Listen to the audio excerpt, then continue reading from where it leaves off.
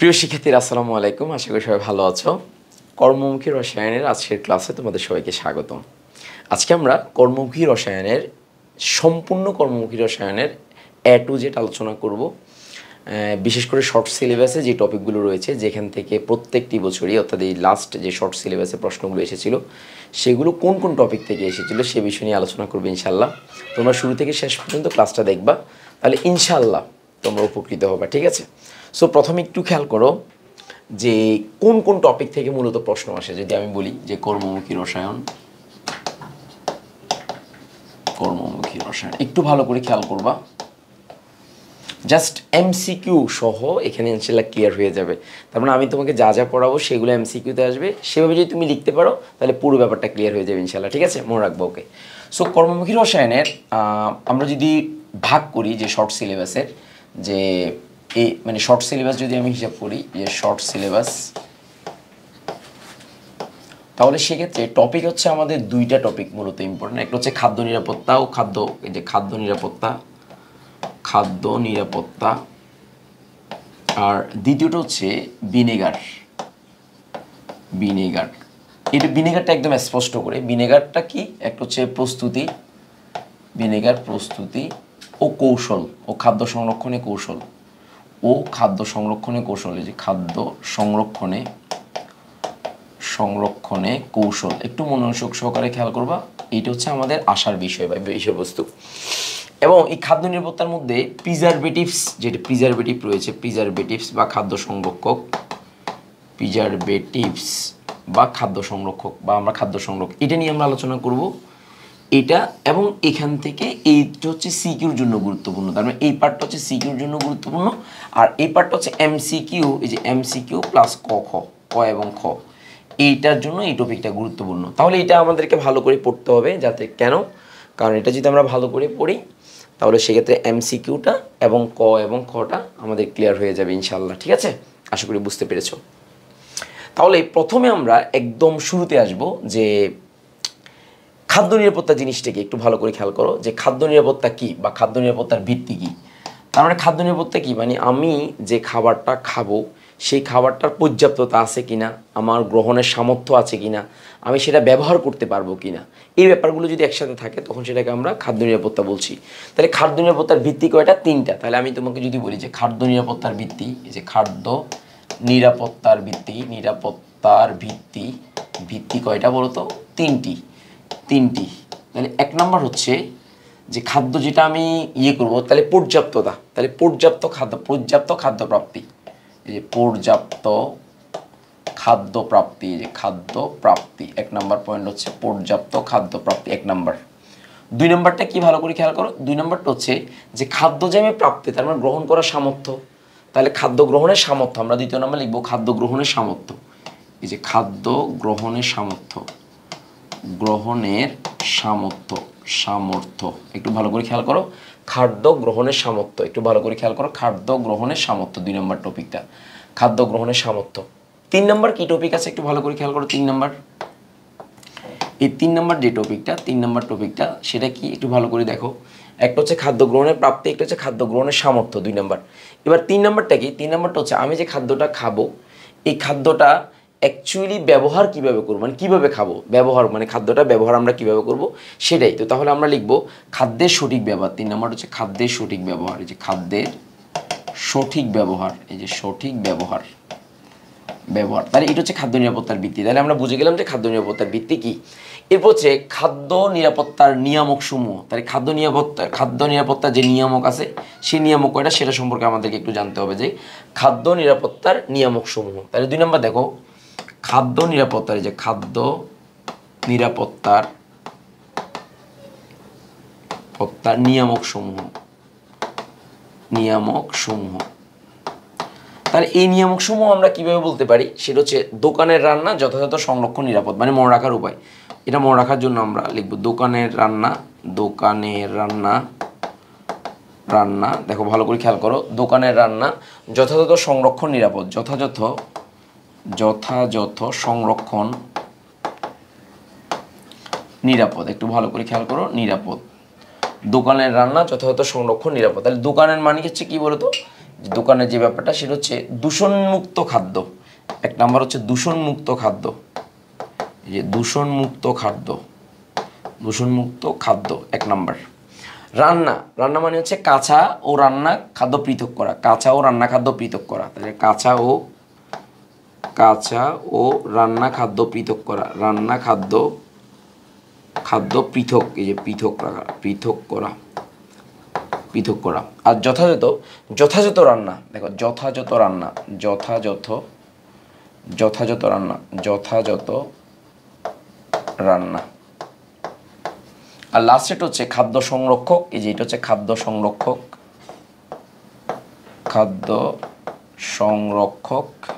একটু ভালো করে খেয়াল করো, খাদ্য সংরক্ষক। আর লাস্ট হচ্ছে নিরাপদ পানি, যে লাস্ট হচ্ছে নিরাপদ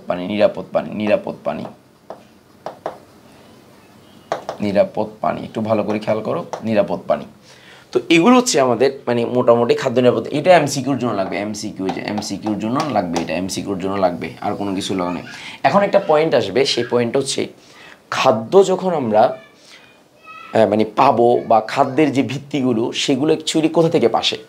তো খাদ্যের মূলত উৎসটা আসে আমাদের, যেটা উৎসটা আসে সেটা হচ্ছে উদ্ভিদজ মানে উদ্ভিদ থেকে।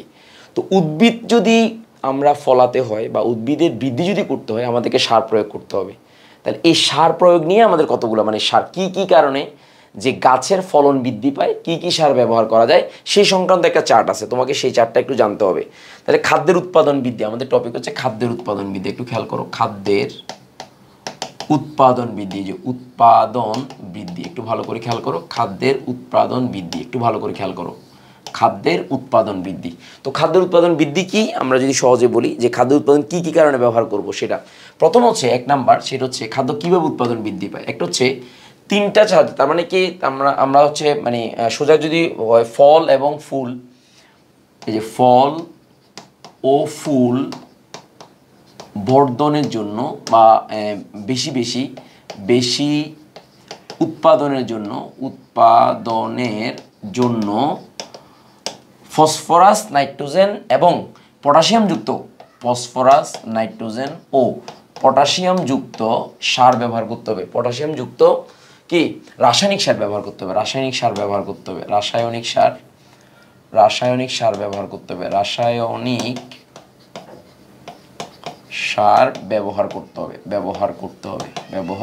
হবে, একটু ভালো করে খেয়াল করো, রাসায়নিক সার ব্যবহার করতে হবে, একটু বেসিকটা খেয়াল করবা। দ্বিতীয় নম্বর হচ্ছে ইউরিয়া, এই যে ইউরিয়া, 2 নম্বর হচ্ছে ইউরিয়া, এই যে ইউরিয়া, এগুলো হচ্ছে ইউরিয়া কেন, যে NH2, তারপর হচ্ছে CO, এই যে CO দেন NH2, তার মানে হচ্ছে ইউরিয়া, এটা ইউরিয়া। তো এই ইউরিয়া আছে, এরপর আছে আরও অ্যামোনিয়াম নাইট্রেট আছে, অ্যামোনিয়াম নাইট্রেট, এই যে অ্যামোনিয়াম নাইট্রেট, এগুলো বৃদ্ধিতে সহায়তা করে। এরপর অ্যামোনিয়াম সালফেট, এই যে অ্যামোনিয়াম সালফেট, এই যে অ্যামোনিয়াম সালফেট, এগুলো কি করে ইত্যাদি তোমার উদ্ভিদের বৃদ্ধিতে সহায়তা করে, উদ্ভিদের বৃদ্ধিতে, এই যে উদ্ভিদের বৃদ্ধিতে সহায়তা করে,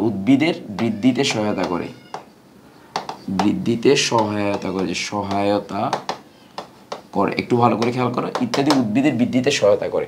তাহলে এগুলো হচ্ছে উদ্ভিদের বৃদ্ধিতে সহায়তা করবে এই সারগুলো, এগুলো এমসিকিউতে আসে, এই কারণে তোমাকে আগে থেকে লিখতে হবে। দেখো এরপরে আমাদের আরেকটা তথ্য লাগবে, সেটা হচ্ছে TSP, triple super phosphorus, TSP, triple super phosphate, এটা কাকে বলে, ক্যালসিয়াম ডাইহাইড্রোজেন ফসফেট, ক্যালসিয়াম, এই যে ক্যালসিয়াম, এটা হচ্ছে টিএসপিটা হচ্ছে ক্যালসিয়াম ডাইহাইড্রোজেন ফসফেট, এই যে ফসফেট, এটাকে ট্রিপল সুপার ফসফেট মানে টিএসপি, মানে সাধারণ ফসফেট তার তুলনায় 3 গুণ শক্তিশালী, সাধারণ ফসফেট সারের তুলনায় এটা 3 গুণ শক্তিশালী, এই কারণে এটাকে আমরা টিএসপি বলতেছি, ট্রিপল সুপার ফসফেট। তো এটা আছে, তারপর হচ্ছে ডাই অ্যামোনিয়াম ফসফেট, ডিএপি, যেটাকে বলে ডিএপি, ডাই অ্যামোনিয়াম ফসফেট, এটার নাম হচ্ছে ডাই অ্যামোনিয়াম ডিএপি মানে হচ্ছে die ammonium phosphate, die ammonium phosphate, ammonium phosphate, এই যে একটু ভালো করে খেয়াল করো, ডাই অ্যামোনিয়াম ফসফেট, ডিএপি বলা হয়, ডাই অ্যামোনিয়াম ফসফেট। তারপরে আছে এই ডাই অ্যামোনিয়াম ফসফেটটা কেমন, এই যে ডাই অ্যামোনিয়াম ফসফেটের সংজ্ঞাটা আমি একটু লিখি, যে ডাই অ্যামোনিয়াম, তাহলে যে অ্যামোনিয়াম আয়ন হচ্ছে 2টা, তাহলে এবার হাইড্রোজেন থাকবে যেহেতু একটা সমতা করার জন্য ফসফেটের জারণ যোজনী যেহেতু 3, তাহলে এটা যোজনী যেহেতু 3, এখানে +1 +2, তাহলে +1 × 2 2, মানে এই দুটোটা মিলে 2 আর এটা 1, তাহলে এটা 3 হবে, এটা 3, এটা -3, তার মানে মিলে গেছে ডায়ামোনিয়াম। এটা বাইফসফেট বলা দরকার, ডায়ামোনিয়াম ফসফেট বলা হচ্ছে আর কি, ডায়ামোনিয়াম ফসফেট বলা হচ্ছে শেষ হারে। এবার হচ্ছে পটাশিয়াম যুক্ত সার যেটা, যে পটাশিয়াম যুক্ত সার যেটা, সেটা হচ্ছে কি কি আছে। পটাশিয়াম যুক্ত সারের আছে মিউরেট অফ পটাশ, এমসিকিউতে লাগবে মিউরেট অফ পটাশ, মিউরেট এমসিকিউতে লাগবে muriate of potash, muriate of potash, তাহলে মিউরেট অফ পটাশ হচ্ছে ক্যাসিএল, যে ক্যাসিএল হচ্ছে মিউরেট অফ পটাশ। তারপর হচ্ছে আরেকটা হচ্ছে পটাশিয়াম নাইট্রেট, যে পটাশিয়াম নাইট্রেট, এই যে নাইট্রেট, একটু ভালো করে খেয়াল করো, পটাশিয়াম নাইট্রেট। তাহলে পটাশিয়াম নাইট্রেট কোনটা? KNO3। তাহলে এই হচ্ছে পটাশিয়াম যুক্ত সার হচ্ছে আমার, এগুলো তোমার লাগবে। এগুলো কি করে? এগুলো উদ্ভিদের ফুল ধরনের সহায়তা করে, উদ্ভিদের ফুল ধারণের সহায়তা করে। এরা উদ্ভিদের, এই যে উদ্ভিদের ফুল ধারণের সহায়তা করে, ফুল ধারণে সহায়তা করে।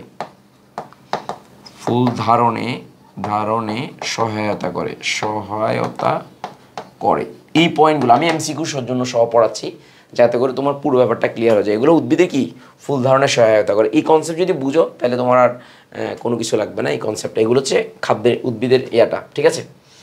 এবার হচ্ছে প্রিজারভেটিভসে আসো। প্রিজারভেটিভসটা 2 প্রকার। আমরা জানি যে প্রিজারভেটিভস কাকে বলে, নিশ্চয়ই জানো প্রিজারভেটিভস কাকে বলে। সেটা হচ্ছে, দেখো প্রিজারভেটিভসটা কি জিনিসটা একটু খেয়াল করো। এবার হচ্ছে আমাদের টপিক হচ্ছে প্রিজারভেটিভস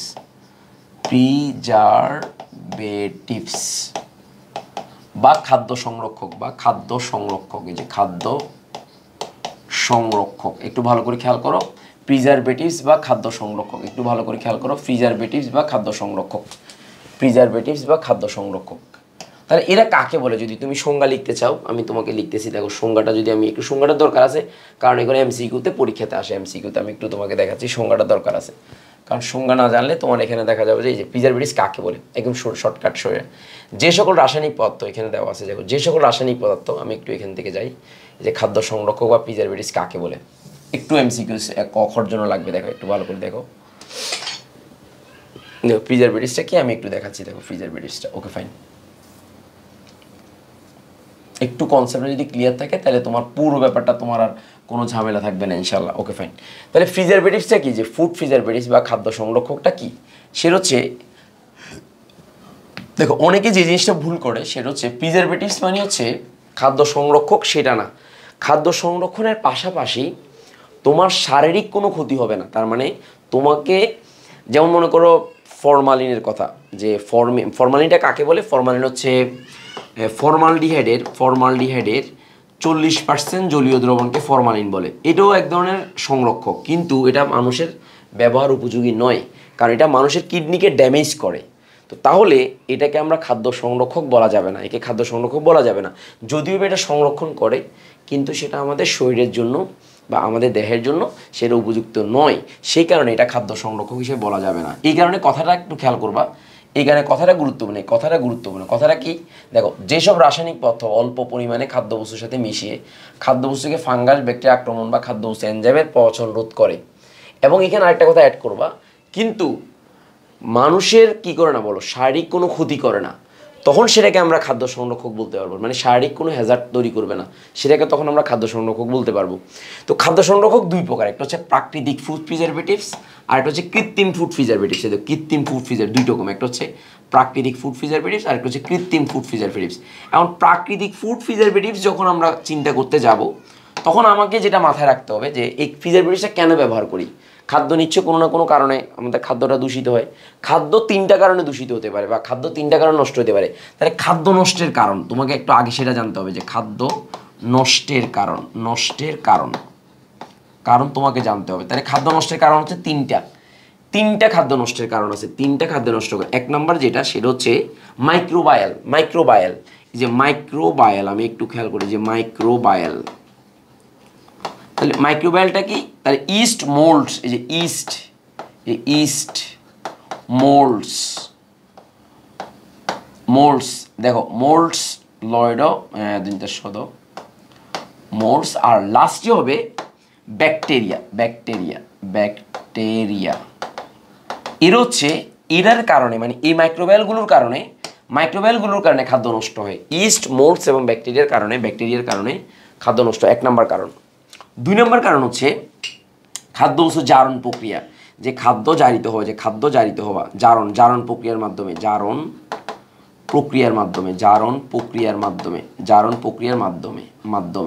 তো জারণ প্রক্রিয়া মানে অক্সিডাইজিং এজেন্ট, তাহলে অক্সিডাইজিং এজেন্টের কারণে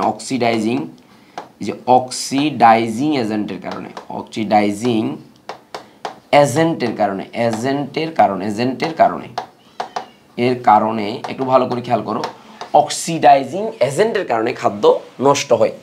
এখন দেখো 3 নম্বর যে কারণটা, সেটা হচ্ছে আবার যদি তুমি চিন্তা করো, দেখো 3 নম্বর কারণটা যে খাদ্যবস্তুকে যে ধাতব উপাদানগুলো আছে, ধাতব উপাদানের কারণে আমি তোমাকে বলবো যে ধাতব আয়নের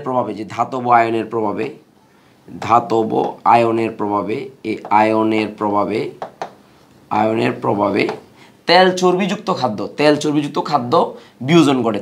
চর্বিযুক্ত খাদ্য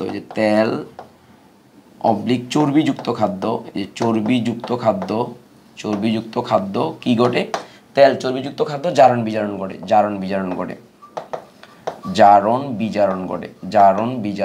একটু খেয়াল করবা, জারণ বিজারণ ঘটে। তো তাহলে দেখো ধাতব আয়নের প্রভাবে তেল চর্বিযুক্ত খাদ্য জারণ বিজারণ করে, সোজা কথা। ধাতব আয়নের প্রভাবে তেল চর্বিযুক্ত খাদ্য কি করে বলো? জারণ বিজারণ করে। এনাফ। এখন দেখো তুমি এখান থেকে একটা সিদ্ধান্ত নাও যে খাদ্য দূষিত হওয়ার জন্য 3টা কারণ। তো তাহলে এই যে কৃত্রিমটা এটা বাদ দাও, প্রাকৃতিক ফুড প্রিজারভেটিভ বাদ দাও, তাহলে কৃত্রিম ফুড প্রিজারভেটিভ তাহলে 3 রকম হতে পারে। তাহলে এখানে এটার উপর ভিত্তি করে তাহলে খাদ্য নিরাপত্তার জন্য তাহলে রাসায়নিক আমরা বলতে পারি যে মানে এই 3টার উপর ভিত্তি করে তাহলে আমরা ফুড প্রিজারভেটিভ 3 ধরনের হতে পারে। তাহলে এই 3টার উপর ভিত্তি করে ফুড প্রিজারভেটিভ বা খাদ্য সংরক্ষক, এই যে খাদ্য সংরক্ষক 3 প্রকার, এই যে 3 প্রকার বলতে পারি। দেখো 3 প্রকার বলতে পারি, 3 প্রকার। তাহলে 1 নাম্বার দেখো এখান থেকে হয়ে গেল, এখান থেকে কনসেপ্টটা খেয়াল করো। এখান থেকে মাইক্রোবায়াল, তাহলে এটা হচ্ছে অ্যান্টি মাইক্রোবায়াল,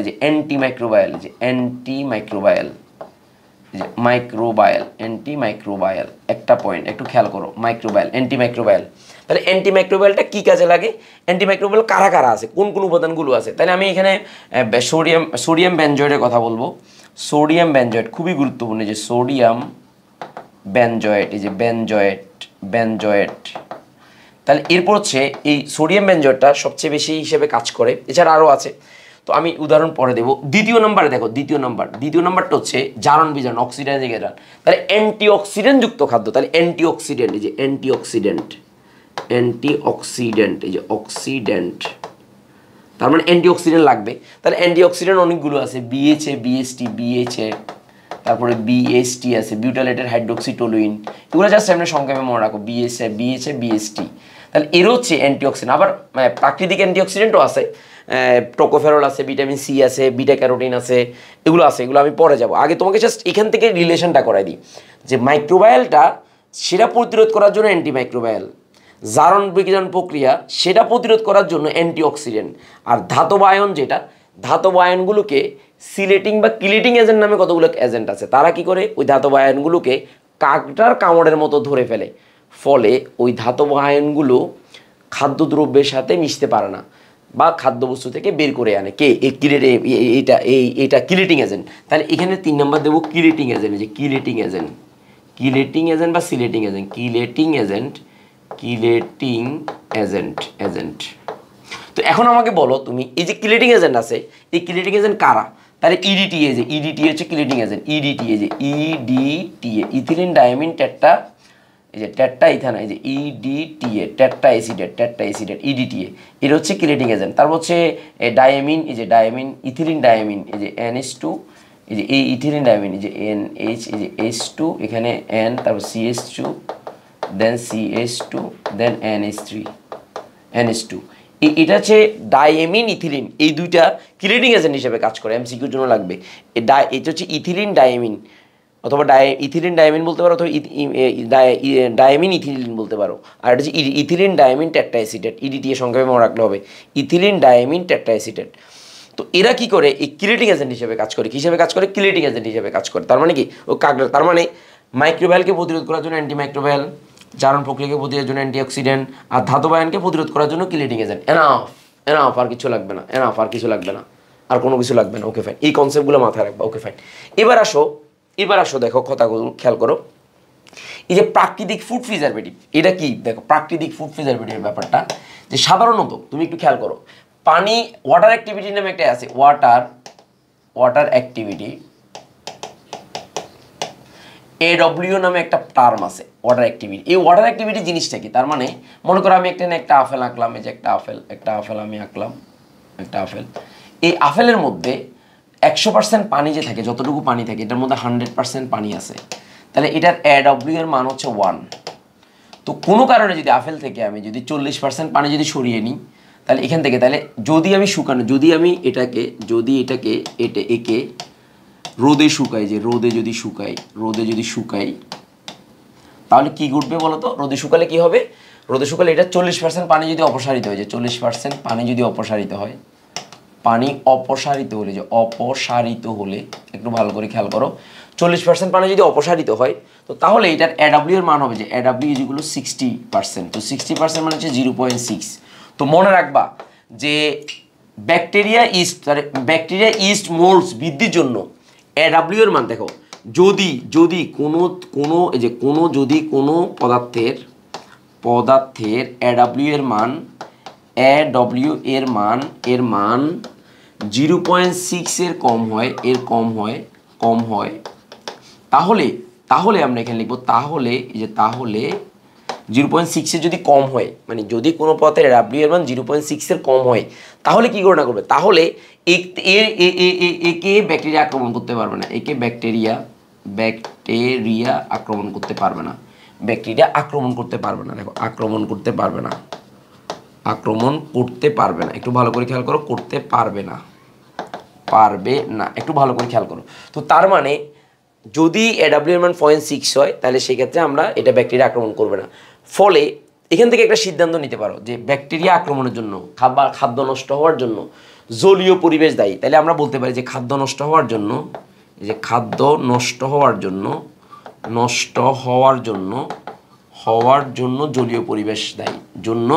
জলীয় পরিবেশ দায়ী, খাদ্য নষ্ট হওয়ার জন্য জলীয় পরিবেশ দায়ী। দেখো জলীয় পরিবেশ দায়ী, একটু মনে রাখবা, খাদ্য নষ্ট হওয়ার জন্য কি দায়ী? জলীয় পরিবেশ দায়ী, মানে খাদ্য নষ্ট হওয়ার জন্য জলীয় পরিবেশ দায়ী, এটা মনে রাখবা। এমসিকিউতে আসছে 2023 সালে একটা প্রশ্ন এটা আসছে, এমসিকিউতে আসছে। কনসেপ্টগুলো খেয়াল করা, যদি কনসেপ্ট খেয়াল করো, ঢাকা বোর্ড সম্ভবত এটাতে আসছে। তো এই কনসেপ্টটা মেনে, এখন দেখো এই AW এর মান যদি 0.90 কম হয়, ইস্ট জন্মে, তারপর 0.80 কম হলে মোল্ডস জন্মে, এগুলো হচ্ছে কমন সেন্স, বাট এই কনসেপ্টটা যদি মাথায় রাখলেই হবে। আর AW এর মানটাও তোমার একটু মনে হয় জানা দরকার, কারণ AW এর মানটা যদি জানো, তাহলে আমি একটু লিখতেছি। ব্যাকটেরিয়া বৃদ্ধির জন্য AW এর মান, দেখো ব্যাকটেরিয়া বৃদ্ধির জন্য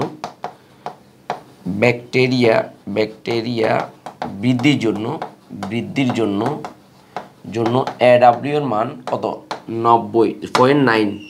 0.9 হওয়া জরুরি, মানে 0.9 বেশি হওয়া জরুরি, হতে হয়। তারপর হচ্ছে ইস্ট বৃদ্ধির জন্য, এই যে ইস্ট বৃদ্ধির জন্য AW এর মান 0.8 এর বেশি হতে হয়। দ্যাটস ইট, এই কনসেপ্টটা মাথায় রাখবা, আর কিছু লাগবে না। এবার আসো কেস হার্ডেনিং নামে একটা বিষয় আছে। কেস হার্ডেনিং, দেখো কেস হার্ডেনিং, এই যে হার্ডেনিং, একটু ভালো করে খেয়াল করো। কেস হার্ডেনিংটা কি? কেস হার্ডেনিংটা হচ্ছে, একটু ভালো করে খেয়াল করো, কেস হার্ডেনিংটা কি? তার মানে কোনো একটা খাদ্যদ্রব্যকে যদি আমরা কোথায় রোদের মধ্যে শুকাই, তার যে আবরণটা আছে, সেই আবরণটাকে যদি আমরা শক্ত করে ফেলি, বা পানি যদি ওখান থেকে চলে যায়, তাহলে বাহির থেকে জলীয় বাষ্প ভিতরে ঢুকতে পারবে না, ভিতর থেকে জলীয় বাষ্প বাহিরে যেতে পারবে না। এই যে ব্যাপারটা, কেস মানে কি আবরণ, আর হার্ড মানে শক্ত হওয়া, তাহলে কেস হার্ডেনিং মানে কি আবরণ শক্ত হওয়া বা খোলস শক্ত হয়ে যাওয়া, এটাকে কেস হার্ডেনিং বলে। তাহলে আমি যদি তোমাকে বলি যে কেস হার্ডেনিংটা কি, তাহলে কোনো খাদ্যবস্তুকে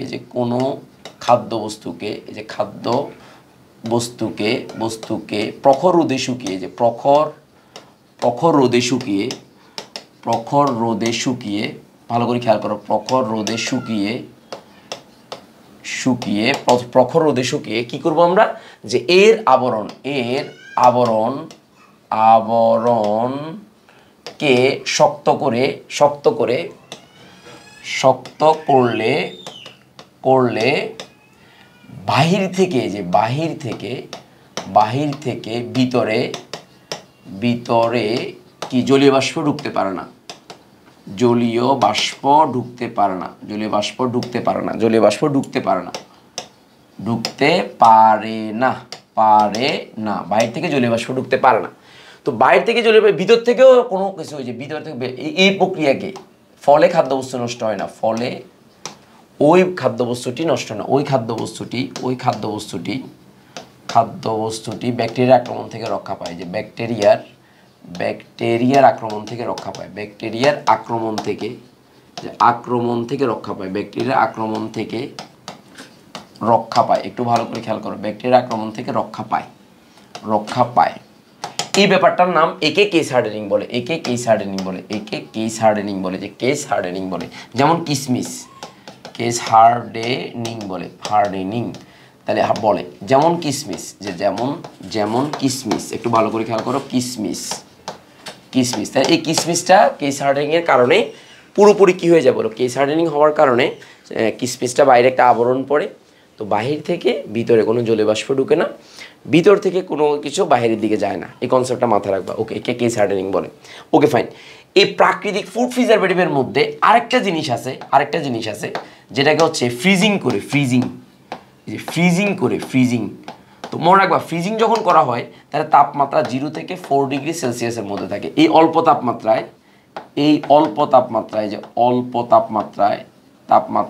একটু ভালো করে খেয়াল করো, এই অল্প তাপমাত্রায় কি হয় না, ব্যাকটেরিয়া জন্মাতে পারে না, ব্যাকটেরিয়া নিষ্ক্রিয় থাকে, যে ব্যাকটেরিয়া নিষ্ক্রিয়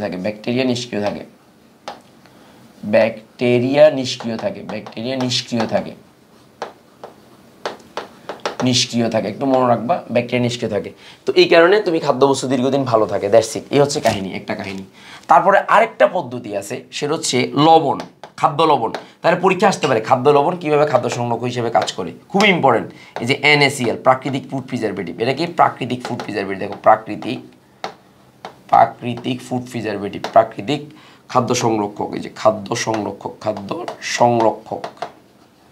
তো তাহলে এই সোডিয়াম ক্লোরাইড কি করে, সোডিয়াম ক্লোরাইড খাদ্যের কি করে ফেলে, যে খাদ্য থেকে লবণ, মানে সোডিয়াম ক্লোরাইড মানে লবণ, সোডিয়াম ক্লোরাইড বা খাদ্য লবণ, খাদ্য বা যে কোনো যে বস্তুর মধ্যে তুমি সোডিয়াম ক্লোরাইডটা দিবা, ওখান থেকে সে পানি শোষণ করে ফেলে। তো পানি শোষণ করে ফেলে AW এর মানটা কমে যায়, ফলে খাদ্য দীর্ঘদিন ভালো থাকে।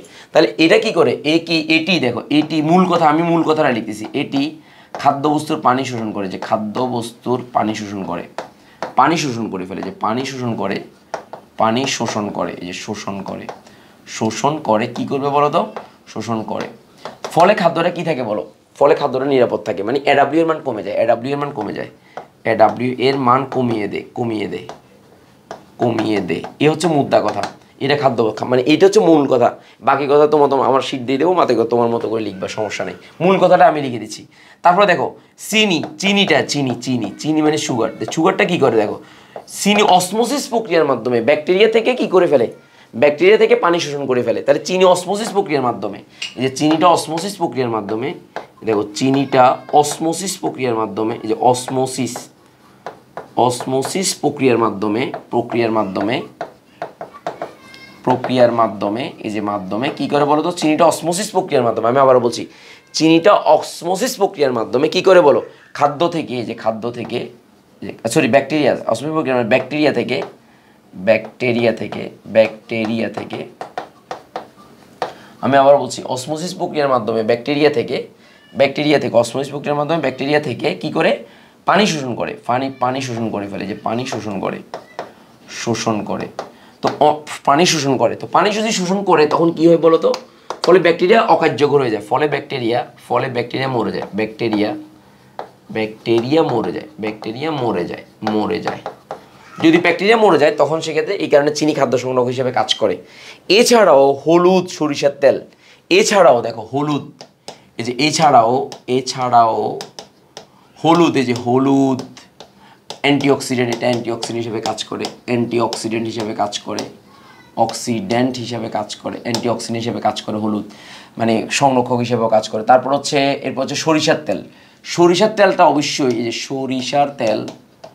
সরিষার তেলটা অবশ্যই কি হয়, আর্দ্রতা মুক্ত, আর্দ্রতা মুক্ত হইতে হবে, আর্দ্রতা মুক্ত হইতে হবে, আর্দ্রতা মুক্ত হইতে হবে। যদি আর্দ্রতা মুক্ত না হয়, আমি আবার বলছি আর্দ্রতা মুক্ত যদি না হয়, তুমি একটু ভালো করে খেয়াল করো, আর্দ্রতা মুক্ত না হয় তাহলে কিন্তু আবার পানি যখন থাকবে তখন কিন্তু নষ্ট হয়ে যাবে।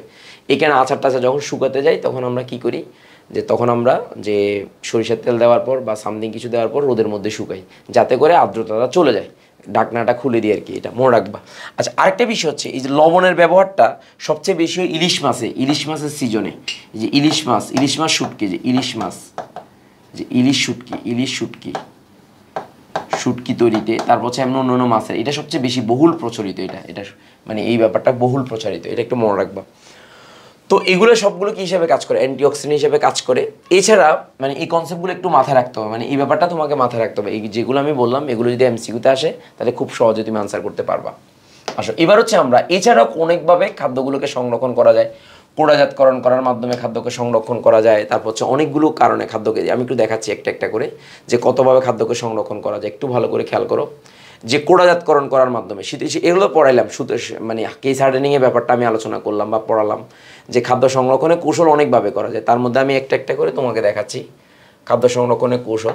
তো একটু দেখো, তোমরা একটু দেখলে পারবা।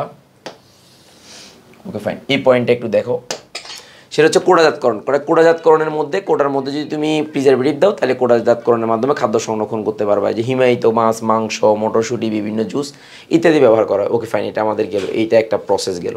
তার পিকলিংটা খুব ইম্পর্টেন্ট। এই দেখো, এই পিকলিং এবং সুগারিং, এই যে এই ছয়টা, এই তিনটা গুরুত্বপূর্ণ, আরগুলো গুরুত্বপূর্ণ নয়, এতটুকু গুরুত্বপূর্ণ। যেটা গুরুত্বপূর্ণ সেটা তোমাদেরকে সাথ দিয়ে দিচ্ছি যাতে করে তোমাদের সুবিধা হয়, আর কোনো দরকার নেই।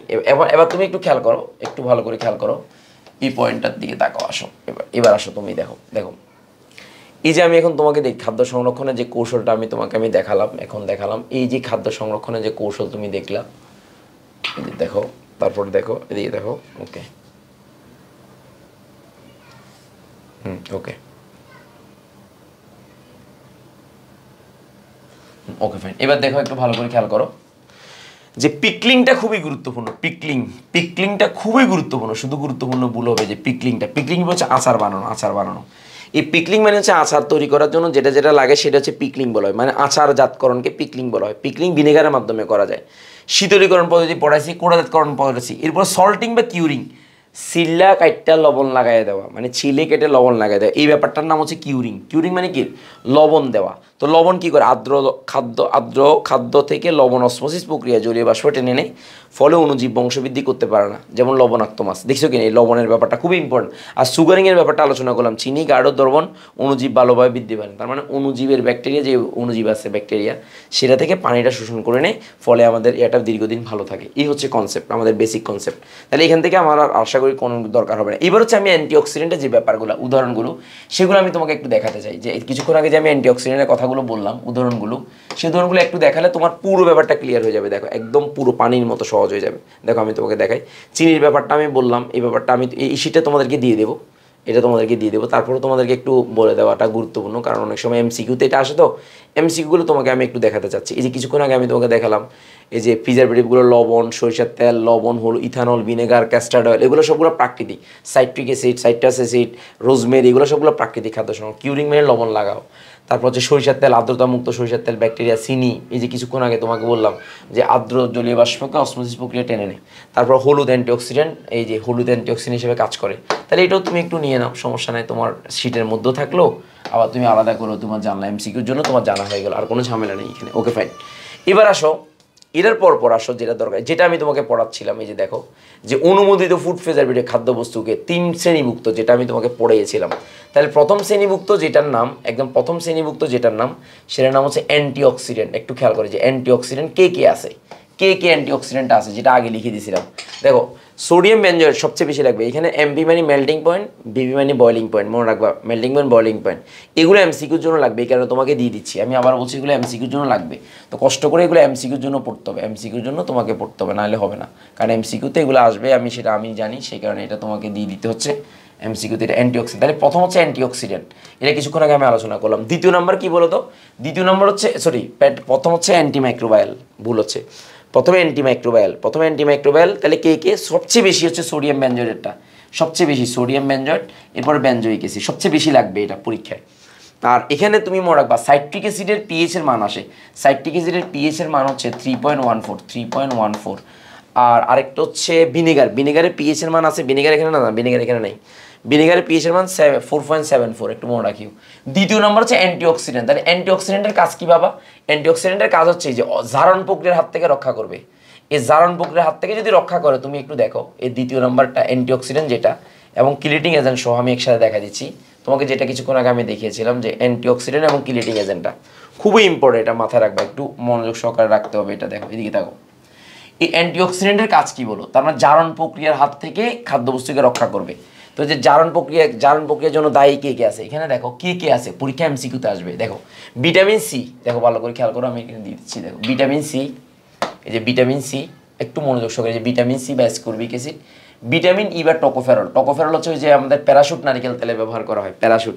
আমি তোমার চুলের জন্য পাগল, হাসানের একটা অ্যাড আছে না, এই যে এটা কি বলে, প্যারাশুট নারিকেল তেলের মধ্যে একটা দেয়, তো ওখানে দেখবেন টোকোফেরল সমৃদ্ধ, টোকোফেরল আর ভিটামিন ই একই কথা। এখন এই টোকোফেরলটা কোথায় পাওয়া যায়? সবুজ শাকসবজিতে পাওয়া যায়, শস্যদানা বীজে পাওয়া যায়, গমের অঙ্কুর, উদ্ভিদ তেল ইত্যাদিতে পাওয়া যায়। বিটা ক্যারোটিন কোথায় পাওয়া যায়? মিষ্টি কুমড়া, মিষ্টি আলু, টমেটো, গাজর, বিভিন্ন এগুলোতে পাওয়া যায়। অর্থাৎ এটা সেলেনিয়াম হবে, এসি হবে সেলেনিয়াম। মাছ, মুরগির মাংস, ডিম, রসুন ইত্যাদিতে পাওয়া যায়। আর কৃত্রিম অ্যান্টিঅক্সিডেন্ট, এটা এমসিকিউতে লাগবে, এমসিকিউতে লাগবে। এই যে বিএইচএ, এই যে বিএসটি, টিবিএইচকিউ, এগুলোর নামও এখানে দেওয়া আছে। বিএইচএ মানে butylated hydroxy anisole, butylated hydroxy toluene, tertiary butyl quinone, TBHQ, hydroquinone, propyl gallate সবচেয়ে পচা জিনিস। তার ভিটামিন সি, ভিটামিন ই, এগুলো হচ্ছে অক্সিজেন শোষণকারী অ্যান্টিঅক্সিডেন্ট, ভিটামিন ই, সালফাইড লবণ এবং ভিটামিন এ। আর সবচেয়ে লাস্টে যেটা কিলেটিং এজেন্ট, যেটার কথা বললাম তোমাদেরকে, আমি বললাম যে ডায়ামিন, ইডিটি এবং ডায়ামিন, এটা তোমার লাগবে, দ্যাটস ইট। এটা তোমাকে আমি আগে ভাগে দিয়ে দিলাম যাতে করে তোমার এমসিকিউতে কোনো সমস্যা না হয়। এমসিকিউতে এগুলো শুধুমাত্র এমসিকিউর জন্য, অনলি ফর এমসিকিউ, এমসিকিউর জন্য এটা লাগবে, দ্যাটস ইট। এই ব্যাপারটা লাগবে, আর কিছুর জন্য লাগবে না। Okay fine. এবার আসো আমাদের মোটামুটি খাদ্য সংরক্ষকের ব্যাপারটা শেষ, খাদ্য সংরক্ষকের ব্যাপারটা শেষ। তুমি এবার একটা লাইন তোমাকে শিখতে হবে, এখান থেকে এমসিকিউ আসছে এই কারণে তোমাকে শিখতে হচ্ছে একটা লাইন, সেটা হচ্ছে কী কাজে লাগে, মানে প্রিজারভেটিভগুলো কী কাজে লাগে। দেখো এই লাইনটা একটু শিখতে হচ্ছে, আমি একটু দেখাই এটা, কারণ এটা এমসিকিউতে আসছে, তো আমি তোমাকে বলেছি যে এমসিকিউ সহজ পড়াই দেবো। দেখো এমসিকিউতে এই জিনিসটা আসছে, এই ব্যাপারটা আসছে, একটু ভালো করে খেয়াল করো। জাস্ট আমি যেটা বলবো সেটা একটু ভালো করে খেয়াল করো, দ্যাটস ইট, একটু ভালো করে খেয়াল করো। তো তাহলে এখানে দেখো যে দেখো ডায়ামোনিয়াম সালফেট একটা আছে। ওকে ফাইন, একটু ভালো করে খেয়াল করো। ওকে ফাইন, এটা হচ্ছে একটু ভালো করে খেয়াল করলে আমাদের পুরো ব্যাপারটা ক্লিয়ার হয়ে যাবে ইনশাল্লাহ। দেখো এদিকে দেখো, ওকে। সো এখানে তুমি একটু দেখো যে ডাইঅ্যামোনিয়াম সালফেট, একটু ভালো করে দেখো, ডাইঅ্যামোনিয়াম সালফেট, এটা পাউরুটি সংরক্ষণে ব্যবহার করা হয়, টাইটেনিয়াম হাইড্রোক্সাইড, দুধ, কফি, ক্রিমার সংরক্ষণে। এইটা বিএইচএ, বিএসটি খুবই ইম্পর্টেন্ট, বিএইচএ সহ, বিএইচএ। এটা কি? তেল এবং চর্বি জাতীয়, তেল ও চর্বি জাতীয় খাদ্য, চর্বি জাতীয় খাদ্য সংরক্ষণ করে, চর্বি জাতীয় খাদ্য সংরক্ষক হিসেবে ব্যবহার করা হয়, সংরক্ষক হিসেবে ব্যবহার করা হয়, তেল ও চর্বিজাত খাদ্য সংরক্ষক হিসেবে এটা ব্যবহার করা হয়। তারপরে দেখো সোডিয়াম নাইট্রেট, এবং এটা মাছ মাংস জাতীয় খাদ্য, আর এটার নাম হচ্ছে সোডিয়াম বেনজয়েড, এটার নাম হচ্ছে সোডিয়াম বেনজয়েড, সোডিয়াম বেনজয়েড হবে, সোডিয়াম বেনজয়েড। তাহলে এটা জুস, এবং পাশে দিয়ে লিখতে পারো যে চিপস, আমার ছেলের প্রথম পছন্দ চিপসের কাজও এটা ব্যবহার হয়, চিপসের জন্য যে চিপস সংরক্ষণে এটা ব্যবহার করা হয়। আর হ্যামবার্গার, পটাশিয়াম বোরেট। তো এগুলো লাগবে, এটা এমসিকিউর জন্য। আমি আবারও বলছি এটা এমসিকিউর জন্য, যেহেতু এমসিকিউতে আমি আসছে দেখছি, এই কারণে আমি তোমাকে বললাম যে এইগুলো লাগবে, মানে আমি যা যা বলবো সেগুলো একটু খেয়াল করা, দ্যাটস ইট। এমসিকিউর জন্য লাগবে বিষয়টা। তো তাহলে এখন আমরা এই কনসেপ্টগুলো সহজে বুঝলাম যে কোনটা কী কাজে লাগে, সেটা আমরা বুঝে গেলাম। তাহলে আর আমাদের কোনো ঝামেলা নেই, আর আমাদের কোনো সমস্যা নেই। এই হচ্ছে আমাদের মূল আলোচনা বা মূল কথা। ফাইন, এবার খাদ্য সংরক্ষকের পার্টটা শেষ। পরীক্ষাতে কোনটা কি বলে সেটা আসবে, কখর জন্য আসবে। আরেকটা জিনিস তোমাকে একটু জানাতে হবে, সেটা হচ্ছে তোমাকে প্রশ্ন করবে একটা টিবিএইচকিউ। দেখো টিবিএইচকিউ, আচ্ছা এটা আমরা কি বিএসটি কিভাবে খাদ্যবস্তুকে জারণের হাত থেকে রক্ষা করে, যে কিভাবে খাদ্যকে জারণের হাত থেকে রক্ষা করে, জারণের হাত থেকে রক্ষা করে। রক্ষা করে। তাহলে এটা হচ্ছে প্রশ্ন। তাহলে এটা আনসারটা কি হবে? আনসার হচ্ছে জারিত হওয়ার জন্য, মানে খাদ্যবস্তু জারিত হওয়ার জন্য দায়ী কি? অক্সিজেন। তাহলে খাদ্যবস্তু জারিত হওয়ার জন্য দেখো, জারিত হওয়ার জন্য কি দরকার বলো তো? খাদ্যবস্তু জারিত হওয়ার জন্য অক্সিজেনের প্রয়োজন, যে অক্সিজেন প্রয়োজন।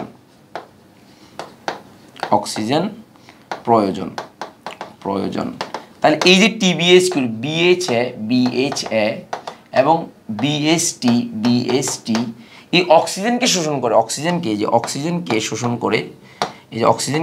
করে, শোষণ করে খাদ্যবস্তুকে, জারণের হাত থেকে রক্ষা করে,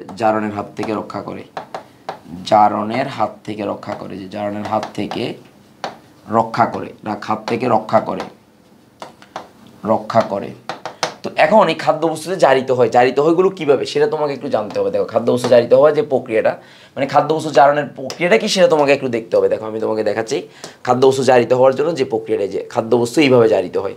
তাহলে জারিত হয় কিভাবে? দেখো, এইভাবে জারিত হয়। এখন এই জারণের ব্যাপারটা একটু ভালো করে খেয়াল করো। এই জারণের ব্যাপারটা যদি তুমি লিখো তাহলে কোনো সমস্যা নেই, আর যদি তুমি না লিখো তাহলে তাও কোনো সমস্যা নেই, তোমার ইচ্ছা। এই জারিত হয় এইভাবে, তোমার ইচ্ছা। তুমি যদি চাও যে না আমি খাদ্যবস্তুকে জারণের ব্যাপারটা লিখলে না লিখলে নাই, তোমার ইচ্ছা, এটা কোনো ব্যাপার না। তো তাহলে তুমি একটু দেখো, এই যে খাদ্যবস্তু জারণের প্রক্রিয়াটা হচ্ছে এটা, এই যে খাদ্যবস্তু জারণের প্রক্রিয়াটা। এখন দেখো, এটা আমি একটু বুঝিয়ে দিই, অনেক সময় তোমাদের কনফিউশন হতে পারে। দেখো, এই লিপিড যে আমি এখানে দিয়ে দিচ্ছি, আমি একটু দেখাচ্ছি, দাঁড়াও। এখানে দেখো, এই যে লিপিডটা, মানে লিপিড অণুকে অক্সিজেন জারিত করে মুক্তমূলক তৈরি করে। মুক্তমূলক জিনিসটা কি? যেমন মনে করো হাইড্রোজেন এবং হাইড্রোজেন সমযোজী বন্ধনে আবদ্ধ। তাহলে সমযোজী বন্ধনে যদি আবদ্ধ হয় তাহলে এখানে একটা ইলেকট্রন, এখানে একটা ইলেকট্রন। যদি কোনো কারণে এই ইলেকট্রনটা যদি ভেঙে যায় তখন হাইড্রোজেনটা, এই যে হাইড্রোজেন মুক্তমূলক ফ্রি রেডিক্যাল আর হাইড্রোজেন মুক্তমূলক তৈরি হয়। অ্যাকচুয়ালি এই ইলেকট্রনটা হাইড্রোজেনেরই ইলেকট্রন, তবে যখন সুষম বিভাজিত হয় তখন এই হাইড্রোজেনটা কিসে পরিণত হয়? মুক্তমূলক বা ফ্রি রেডিক্যালে পরিণত হয়, যেটা জৈব যৌগে তুমি পড়েছো, ফ্রি রেডিক্যাল। ওই ফ্রি রেডিক্যালটা কী করে? লিপিড অণুকে ভেঙে ফেলে তখন একটা চেইন বিক্রিয়া তৈরি করে। চেইন বিক্রিয়াটা এখানে দেওয়া আছে, লিপিড অক্সিজেনের সাথে বিক্রিয়া করে, তাহলে এখানে লিপিডের কী তৈরি করে? মুক্তমূলক তৈরি করে, এবং ফারঅক্সাইড মুক্তমূলক তৈরি করে। এরপরে দেখো, এই লিপিডটা আবার এই যে তোমার মুক্তমূলকের যে লিপিডটা, সেটা আবার অক্সিজেনের সাথে বিক্রিয়া করা মানে পারঅক্সাইড যৌগ তৈরি করতেছে, লিপিড পারঅক্সাইড। মানে একটা হচ্ছে অক্সিজেন সহ অক্সিলিপিড, আর একটা হচ্ছে যে লিপিড অণু অক্সিজেনের মূলক সৃষ্টি। তারপর যে অস্থায়ী এই যে লিপিড, যে লিপিড অণু আবার HCl এর সাথে বিক্রিয়া করে আবার তোমার কি তৈরি করে, মানে আবার চক্রাকারে বিক্রিয়াটা ঘটতেই থাকে। তার প্রাথমিক অতীব সক্রিয় মুক্তমূলক সৃষ্টি হয়ে যায়। এই সৃষ্টি হওয়ার কারণে এটা আবার ভেঙে যায়। তো এটা হওয়ার কারণে তখন খাদ্য প্রক্রিয়ার মধ্যে একটা চেইন বিক্রিয়া চলতে থাকে। তো খাদ্যবস্তুতে যদি একটা চেইন বিক্রিয়া চলে তাহলে খাদ্যবস্তুটা জারিত হয়ে যায়, আর জারিত হলে খাদ্যবস্তুটা কী হবে না বলো? আর আমাদের কাজে আসবে না। এই হচ্ছে আমাদের কাহিনী। তো এবার হচ্ছে আমাদের মেইন যেটা সিকিউর জন্য যে পড়াটা, এবার হচ্ছে MCQ তো আমরা আলোচনা করলাম। সিকিউর জন্য যে পড়াটা সেটা হচ্ছে মল্ট ভিনেগারে, যে মল্ট ভিনেগার প্রস্তুতি। আমি আবার হচ্ছে মল্ট ভিনেগার প্রস্তুতি, একটু ভালো করে খেয়াল করো। তো এই মল্ট ভিনেগার প্রস্তুতিটা আখ থেকে হতে পারে, বার্লি থেকে হতে পারে, আখ থেকে। তো এখন এই জিনিসটাই তোমার পরীক্ষা লাগবে, বিক্রিয়াগুলো লাগবে, দ্যাটস ইট, আর কিচ্ছু লাগবে না, বিক্রিয়া লাগবে আর দ্যাটস ইট। এখন মল্ট ভিনেগার কাকে বলে? আসো, মল্ট ভিনেগার কাকে বলে আমরা একটু দেখব। জাস্ট আমি কনসেপ্টটা তোমাকে মাথার ভিতরে ঢুকিয়ে দিচ্ছি, তোমরা শুধু কনসেপচুয়াল জিনিসটা একটু পড়ার চেষ্টা করবে, দ্যাটস ইট। আমি একটু দেখাচ্ছি, দেখো। মল্ট ভিনেগার পদ্ধতিতে যে প্রস্তুত করবা এই জিনিসটা কি? অ্যাকচুয়ালি এই জিনিসটা কি? মল্ট ভিনেগার জিনিসটা কি? আমার এটা দরকার, যে মূলনীতিটা, মল্ট ভিনেগার পদ্ধতির যে প্রস্তুতির যে পদ্ধতি, মূলনীতিটা তোমার লাগবে। আমি আবার বলছি, মল্ট ভিনেগার পদ্ধতির মূলনীতিটা তোমার লাগবে, সরি, এখানে এইটার মূলনীতিটা লাগবে। তাহলে মূলনীতিটা তোমাকে জানতে হবে। মূলনীতিটা আমি একটু করে বলি, তারপরে বুঝবা। ওকে, ফাইন। তাহলে প্রথমে আসো, আমি সহজ করে বলছি, একটু ভালো করে খেয়াল করো, আমার কলমের দিকে তাকাবা। ওকে, ফাইন, এটা এখানে থাক। তাহলে এখন আসো, এইদিকে আসো, একটু ভালো করে খেয়াল করো।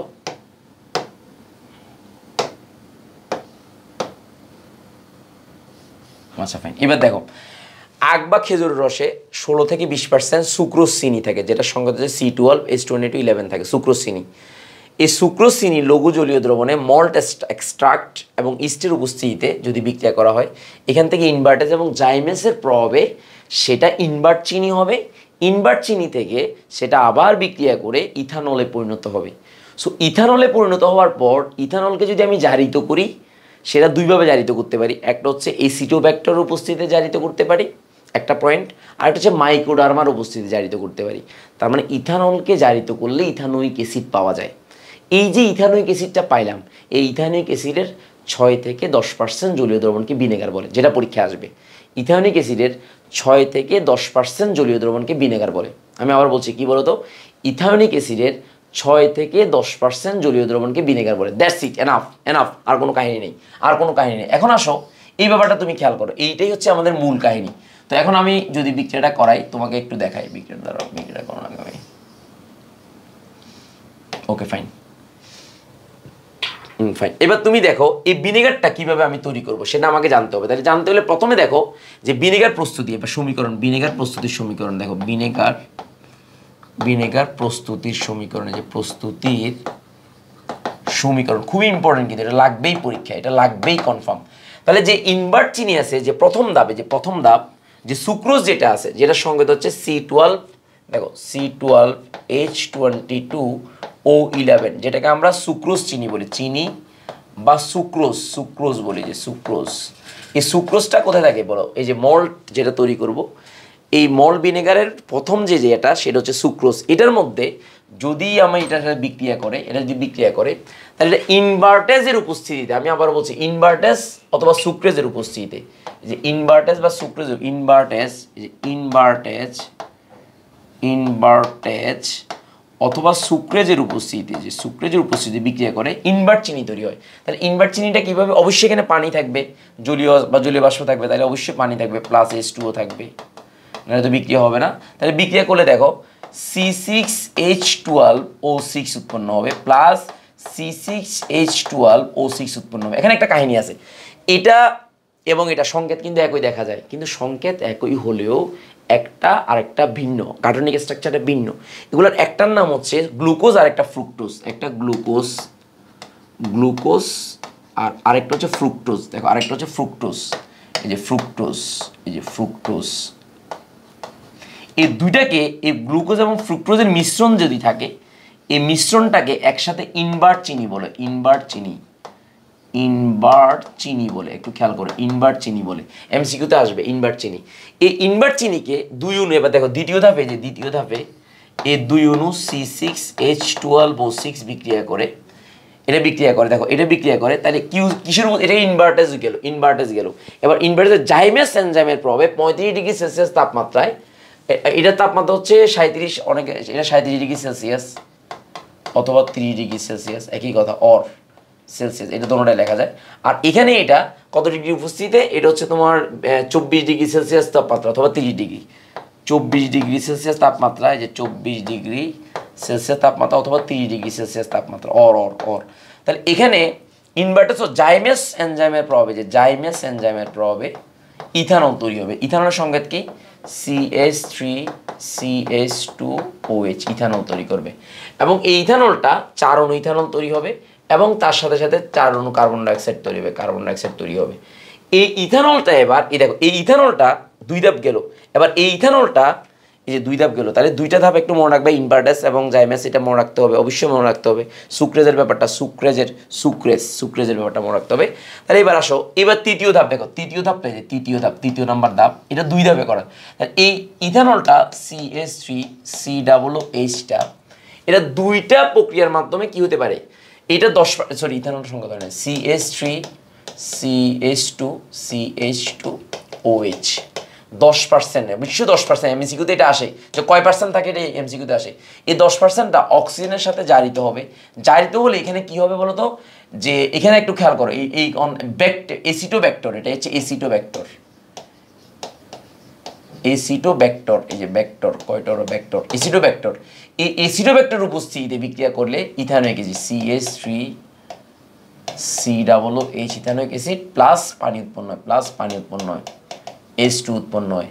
এবং এই ইথানোয়িক অ্যাসিডের 6% জলীয় দ্রবণ, এটা এই যে 6% acetic acid, acetic acid, acetic acid বা ইথানিক অ্যাসিড, এরা 6 থেকে 10% জলীয় দ্রবণটার নামই হচ্ছে vinegar. That's it, enough. Acetic acid 6% জলীয় দ্রবণ, ভিনেগার তৈরি হচ্ছে। এই একটা পজ অর, এই দ্বিতীয় পক্ষটা অর অর অর, এবার অর কেন আসছে? কারণ অর এবার আরেকটা হইতে পারে। এই ইথানলটা CH3 CH2 এখানে OH টাও 10%, এই অক্সিজেনের সাথে এটা দেখো মাইকোডার্মা এসিটি, মাইকোডার্মা যে মাইকোডার্মা এসিটি, ডার্মা এসিটি, এসিটি এটার উপস্থিতিতে 35 ডিগ্রি সেলসিয়াস তাপমাত্রায়, যে 35 ডিগ্রি সেলসিয়াস তাপমাত্রায় এটা CH3 COOH প্লাস পানি উৎপন্ন হতে পারে। তাহলে এটা হচ্ছে 6 থেকে 10% এবং এটাই হচ্ছে ভিনেগার, ভিনেগার ভিনেগার ভিনেগার অথবা সিরিকা। অনেক বইতে সিরিকা আসে, সিরিকা, সিরিকা, সিরিকা হচ্ছে বাণিজ্যিক নাম, মনে রাখবা। ভিনেগারের বাণিজ্যিক নাম হচ্ছে সিরিকা, এভাবেও আসে। সিরিকা কাকে বলে এরকমও আসতে পারে। এই হচ্ছে কাহিনী আমার। এই বিক্রিয়াগুলো তোমার লাগবেই লাগবে। এবার লাস্টের যে পাস্তুরীকরণের ধাপটা আছে, লাস্টের যে ধাপটা, এই যে লাস্টে একদম তৃতীয় ধাপটা হচ্ছে পাস্তুরীকরণ। তাহলে আমি পাস্তুরীকরণটাও লিখি, যে পাস্তুরীকরণটা একটু লিখে ফেলি। তৃতীয় ধাপটা এবার পাস্তুরীকরণ, এই যে পাস্তুরীকরণ, পাস্তুরীকরণ। তাহলে পাস্তুরীকরণটা কি? যে তখন তুমি এই ভিনেগার পেয়ে যাবা, তখন একে ভিনেগারকে, যে ভিনেগারকে কত ডিগ্রি সেলসিয়াস তাপমাত্রা উত্তপ্ত করবা? 75 ডিগ্রি সেলসিয়াস থেকে 80 ডিগ্রি সেলসিয়াস তাপমাত্রা উত্তপ্ত 20 মিনিট, 20 মিনিট উত্তপ্ত করলে, 20 মিনিট উত্তপ্ত করলে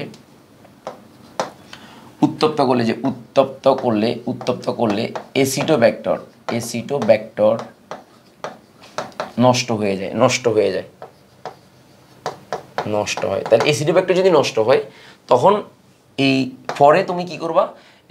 শেষে তৃপ্তি হালকা বাদামি, যে হালকা বাদামি ভিনেগার পাওয়া যায়। এরপর হালকা বাদামি ভিনেগার পাওয়া যায়। এরপর হালকা বাদামি, যে হালকা বাদামি ভিনেগার পাওয়া যায়, বাদামি ভিনেগার পাওয়া যায়, হালকা বাদামি ভিনেগার পাওয়া যায়, ভিনেগার পাওয়া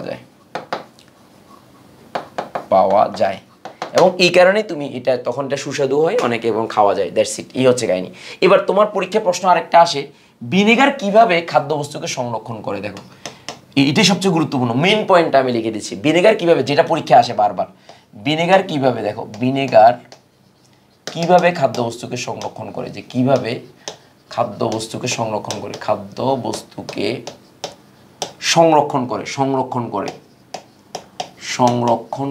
সংরক্ষণ করে, খুবই ইম্পর্টেন্ট, এটা পরীক্ষা আসবে খাদ্য। তাহলে প্রথমত হচ্ছে ভিনেগারে অ্যাসিডিক অ্যাসিডের পিএইচ, যে CH3 COOH এর পিএইচ কত? পিএইচ হচ্ছে 4.74। তাহলে এটা হচ্ছে অম্লীয়, এটা অম্লীয়। এই পরিবেশে ব্যাকটেরিয়া জন্মাতে পারে না, এই পরিবেশে ব্যাকটেরিয়া জন্মাতে পারে না। দেখো ব্যাকটেরিয়া জন্মাতে পারে না, ব্যাকটেরিয়া জন্মাতে পারে না। একটু ভালো করে খেয়াল করো, ব্যাকটেরিয়া জন্মাতে পারে না। তাহলে এই পরিবেশে যদি ব্যাকটেরিয়া জন্মাতে না পারে, আমি আবার বলছি, এই পরিবেশে যদি ব্যাকটেরিয়া জন্মাতে না পারে, তাহলে ব্যাকটেরিয়া যদি খাদ্য নষ্ট হবে না, একটা কাহিনী। আরেকটা কাহিনী হচ্ছে ভিনেগারের মধ্যে যদি কোনো ব্যাকটেরিয়া আগে থেকে থাকে, তাহলে ভিনেগারে কি করে, যে CH3 COOH এটা বিক্রিয়া করে, তাহলে CH3 COO plus H plus. তার মানে এই আয়নটা যখন মুক্ত হয়, তখন কি হবে বলো তো? তখন এই H প্লাস আয়নটা, এই যে H প্লাস আয়নটা ক্ষতিকর ব্যাকটেরিয়াকে, যে ক্ষতিকর ব্যাকটেরিয়া, তাহলে ক্ষতিকর ব্যাকটেরিয়াকে কি করে? মৃত ব্যাকটেরিয়া করে, যে মৃত বা নিষ্ক্রিয় ব্যাকটেরিয়া করে ফেলে, নিষ্ক্রিয় ব্যাকটেরিয়া, যে ব্যাকটেরিয়া।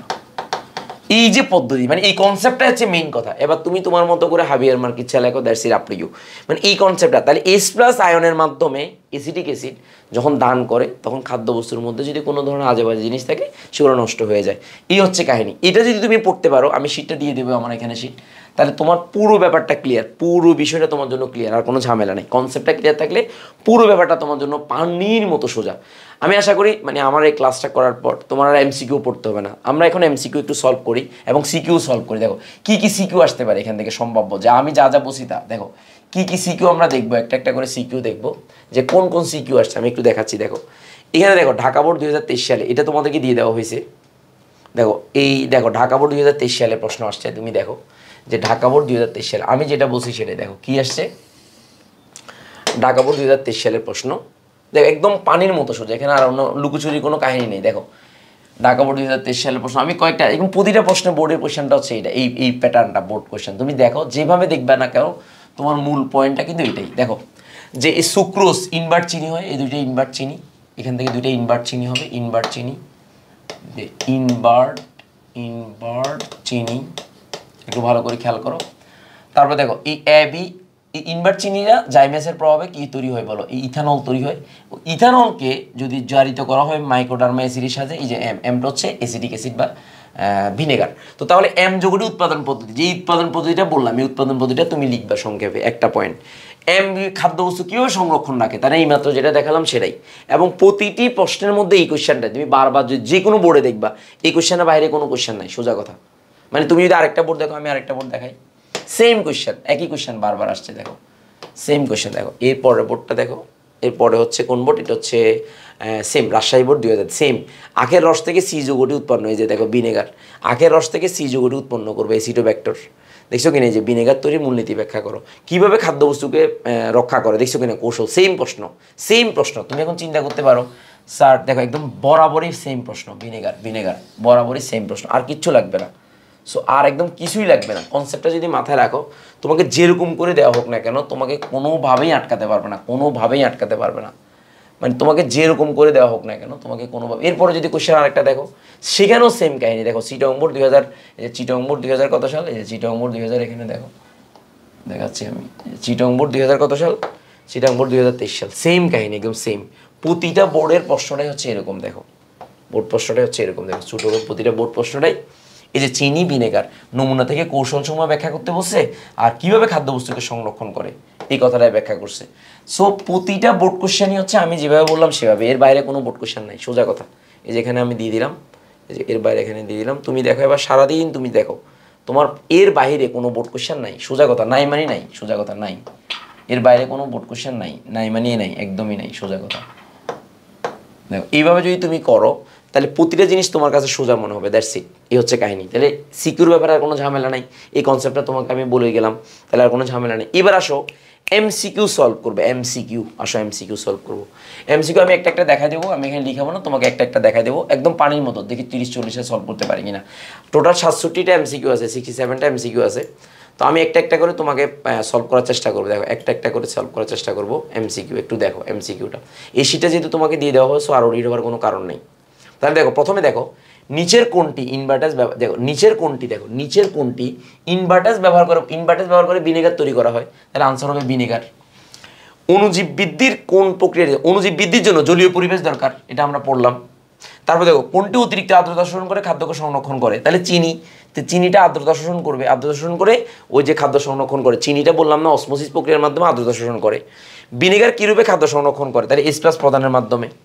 এর চেয়ে সোজা কোশ্চেন আর আছে বলো, আসো এরপরে আসো বিভিন্ন বোর্ডে আসো। এরপরে দেখো ভিনেগার প্রস্তুতিতে ইস্টের বিধিতে, আচ্ছা এই লাইনটা তোমাকে লেখা হয়নি, সরি, তোমাকে একটু কষ্ট করে একটা লাইন লিখতে হবে। দেখো এখানে একটা লাইন লিখতে হবে, দেখো এখানে একটা লাইন লিখতে হবে যে এখানে একটা চিহ্ন দিয়ে, এটা যেহেতু বোর্ড কোশ্চেন আসছে সেটা আমি তোমাকে লিখতে ভুলে গেছিলাম, একটু লিখতে হবে। সেটা হচ্ছে ইস্টের সহায়তা বৃদ্ধির জন্য,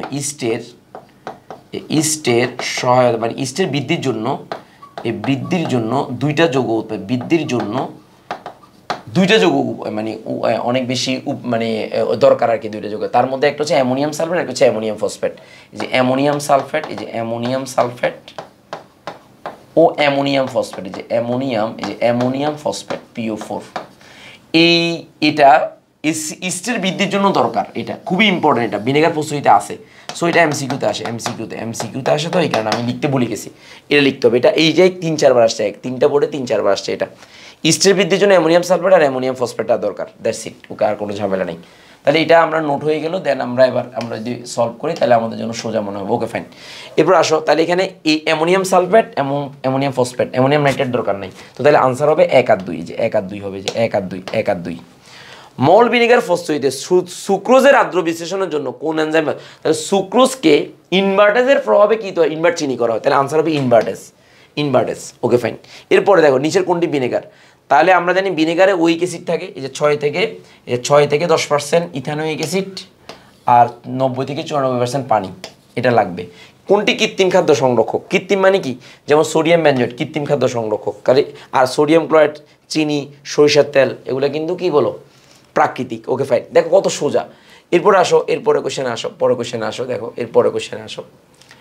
মানে আমি এমসিকিউ সহ পড়াই দিচ্ছি একটা মাত্র কারণ তোমাদের যাতে সুবিধা হয়। তাহলে দেখো নিচের কোনটি প্রাকৃতিক খাদ্য সংরক্ষক? তাহলে তুমি জানো সোডিয়াম ক্লোরাইড, লবণটা প্রাকৃতিক খাদ্য সংরক্ষক। এরপর হচ্ছে খাদ্য সংরক্ষণে ব্যবহৃত অ্যান্টিঅক্সিডেন্ট কোনটি? তাহলে অ্যান্টিঅক্সিডেন্ট কোনটা? এটা হচ্ছে খেয়াল করো, এটা হচ্ছে কিলেটিং এজেন্ট, তাহলে এটা হচ্ছে অ্যান্টিঅক্সিডেন্ট। সো আনসার হবে বিএসটি বা বিএচএ। পড়াইছি, দেখছো সব পড়িয়েছি। ভিনেগারের বৈশিষ্ট্য কোনটা? ভিনেগার হচ্ছে প্রতিকূল পরিবেশ সৃষ্টি করবে ব্যাকটেরিয়ার জন্য। পিকলিং প্রক্রিয়ায় সবজি সংরক্ষণ করা যায়, কিন্তু তেল চর্বি জারণ প্রক্রিয়ার জন্য এটা লাগবে না, তেল চর্বির জন্য লাগবে না। তাহলে 1 আর 2 আনসার। তাহলে 1 আর 2 কার কাছে আছে? এখানে 1 আর 2 হবে আনসার। ভিনেগার এইবার সহায়তা করে পড়াইছি। তারপর দেখো কোনটি অ্যান্টিঅক্সিডেন্ট? তাহলে ডেফিনেটলি অ্যান্টিঅক্সিডেন্ট বলেছে, তাহলে beta carotene antioxidant. Beta carotene আমি আগে দাগাই দিছিলাম। সোডিয়াম বেঞ্জয়েড প্রাকৃতিক না কৃত্রিম? নিচের কোনটি অ্যান্টিঅক্সিডেন্ট নয়? দেখো বিএচএ, বিএসটি এগুলো অ্যান্টিঅক্সিডেন্ট, ইডিটিএ, টিবিএচপি তিনটাই অ্যান্টিঅক্সিডেন্ট, তাহলে ইডিটিএটা অ্যান্টিঅক্সিডেন্ট নয়। দেখছো কিনা পরীক্ষায় কীভাবে আসে। তার নিচের কোনটি অসমোসিস প্রক্রিয়া? দেখো নিচের কোনটি অসমোসিস প্রক্রিয়া খাদ্য সংরক্ষণ করে? তাহলে অসমোসিস প্রক্রিয়া চিনি করে, চিনি, এটা আমরা পড়ছি। তাহলে দেখো এখানে ইনভার্টাসের গ্লুকোজ ফ্রুক্টোজ, গ্লুকোজ জাইমেসের প্রভাবে গ্লুকোজটা বি হয়েছে, এরপরে বি থেকে এসিডিক অ্যাসিড। Okay fine. এখানে তোমাকে বলছে এ এর সংকেত কোনটা? এ হচ্ছে এটা। তো এ হচ্ছে কি বলতো, আমরা সবাই জানি যে কি চিনি, সুক্রোজ চিনি। তাহলে সুক্রোজ চিনি কোনটা? C12H22O11, এই যে এটা হচ্ছে আমাদের সুক্রোজ চিনি। সুক্রোজ চিনি হচ্ছে এটা। তারপর দেখো বি থেকে ভিনেগারের মূল উপাদান কোনটা তৈরি করা যায়? তাহলে বি হচ্ছে কোনটা? ইথানল। ইথানল থেকে মূল উপাদান কোন প্রক্রিয়ার মাধ্যমে তৈরি করা হয়? তাহলে আদ্র বিশ্লেষণ, অবশ্যই জারণ প্রক্রিয়ার মাধ্যমে, জারিত করেই তো করা হয়, জারিত করার প্রক্রিয়ার মাধ্যমে এটা করা হয়। এই ব্যাপারটা একটু মাথায় রাখবা, দ্যাটস ইট। এরপরে আসো, এরপরে 16টা আমাদের হয়ে গেল। কত সোজা এগুলা স্যার কনসেপ্ট। এবার দেখো খাদ্যবস্তু লিপিডের জারণ রোধ করার জন্য তাহলে অ্যান্টিঅক্সিডেন্ট দরকার। তো অ্যান্টিঅক্সিডেন্টকে সালফার ডাইঅক্সাইড হিসেবে, এখানে সালফার ডাইঅক্সাইড কাজ করবে, লিপিডের এটা রোধ করবে সালফার ডাইঅক্সাইড। বিএচএ, বিএসটি একটু মুখস্থ রাখবে, এটা সালফার ডাইঅক্সাইড এখানে আনসার হবে, ঠিক আছে? বিএচএ, বিএসটি কোন ধরনের খাদ্য সংরক্ষণ করে? অবশ্যই তেল চর্বি জাতীয় খাদ্য সংরক্ষণ করে। যে তোমাকে একটা লাইন, তেল চর্বি জাতীয় খাদ্য সংরক্ষণের জন্য এটা দরকার হয়। অ্যান্টিঅক্সিডেন্ট এজেন্ট নয়, মানে অ্যান্টিঅক্সিডেন্ট নয়, এটা কোনটা বলছে অ্যান্টিঅক্সিডেন্ট? তুমি দেখো যে অ্যান্টিঅক্সিডেন্ট কোনটা, মানে সরি অ্যান্টিঅক্সিডেন্ট এজেন্ট কোনটা? এজেন্ট নয় না, এজেন্ট কোনটা? তাহলে অবশ্যই বিএচএ অ্যান্টিঅক্সিডেন্ট এজেন্ট, এইমাত্র আমরা পড়েছি অ্যান্টিঅক্সিডেন্ট। নিচের কোনটি উত্তম খাদ্য সংরক্ষক? অবশ্যই ভিনেগার, অবশ্যই ভিনেগার। কীভাবে ইডিটি থেকে কীভাবে? ইডিটি এটা হচ্ছে কি বলো কিলেটিং এজেন্ট। তাহলে খাদ্য যে আয়ন আছে, আয়নগুলোকে সে কী করবে? শোষণ করে ফেলবে। তাহলে বিজারণ প্রক্রিয়ার মাধ্যমে, জারণ প্রক্রিয়ার মাধ্যমে, এই যে কিলেটিং এজেন্ট তৈরি করার মাধ্যমে। সো আনসার কিলেটিং এজেন্ট তৈরি করার মাধ্যমে হবে। তারপরে দেখো মল ভিনেগারে কত পার্সেন্ট ইথানল থাকে? এই যে বললাম পরীক্ষা আসবে 10%, 10%, 10% তোমাকে বললাম না পরীক্ষা এটা আসে, যে এটা হচ্ছে সুক্রোজ চিনি। এখান থেকে যদি আমরা এটার সাথে বিক্রিয়া দিই, তাহলে এটা হচ্ছে ইনভার্টেজের উপস্থিতি, ইনভার্ট চিনি হয়। তাহলে এক্স হলো ইনভার্টেজ, যে এক্স হলো ইনভার্টেজ। দেখো নাইট্রোজেনযুক্ত সার, ইউরিয়া নাইট্রোজেনযুক্ত সার, অবশ্যই মিউরেট আর পটাশ, আর হচ্ছে অ্যামোনিয়াম সালফেট। তাহলে নাইট্রোজেনযুক্ত যদি সার হয়, একটু ভালো করে খেয়াল করো, 24 নাম্বার নাইট্রোজেনযুক্ত সার বলছে।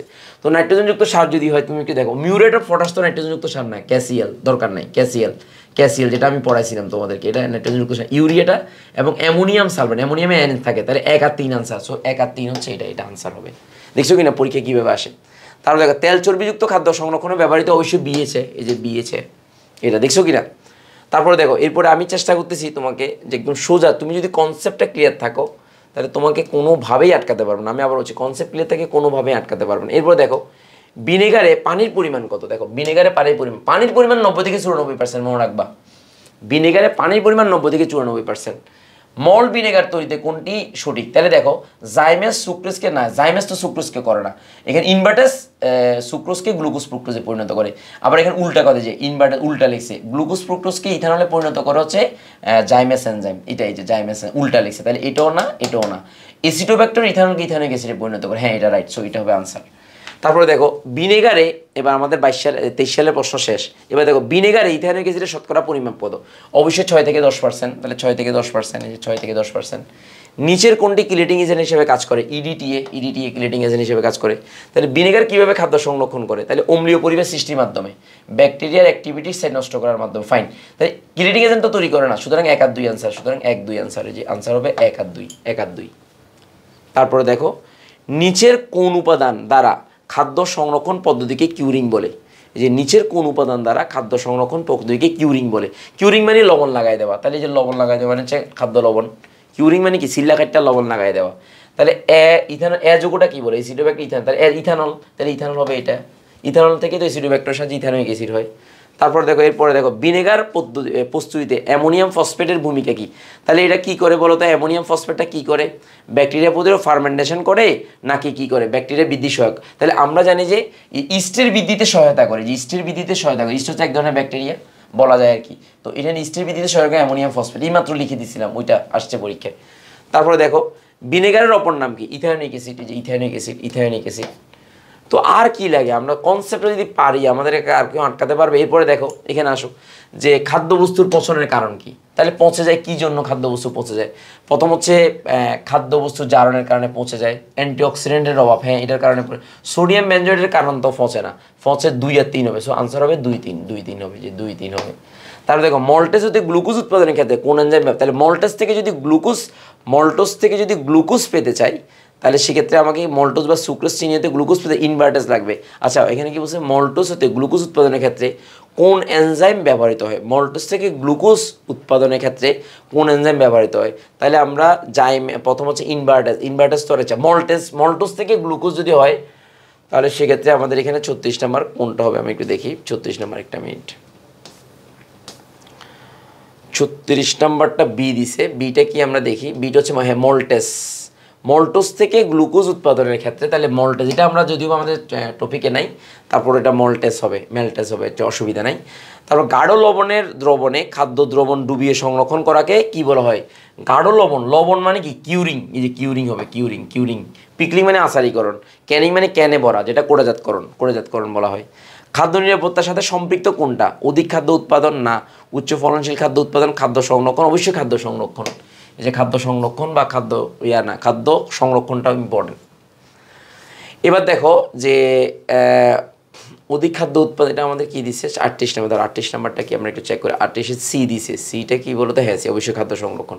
তাহলে এবার আসো ক্যালসিয়াম কার্বাইড থেকে পানির সাথে বিক্রিয়া করে কোনটা উৎপন্ন হয়? তাহলে এটা তো আমাদের জৈব যৌগের পড়া, এটাও আসলে জৈব যৌগের পড়া। এটা হচ্ছে মানে ইথাইন হবে, ইথাইন। এটা জৈব যৌগের পড়া। কোনটি জীবাণুনাশক, মানে কোনটা জীবাণুকে ধ্বংস করে? তো জীবাণুকে ধ্বংস করে আমাদের ফর্মালডিহাইড, না তারপরে সালফাইড, তারপর ব্রোমেট, তারপর বেনজয়েট। তাহলে বেনজয়েটটা হবে 40 হচ্ছে বেনজয়েট হবে, বেনজয়েট খাদ্যবস্তুকে কী করে? জীবাণুনাশ করে। কিউরিং মানে কি?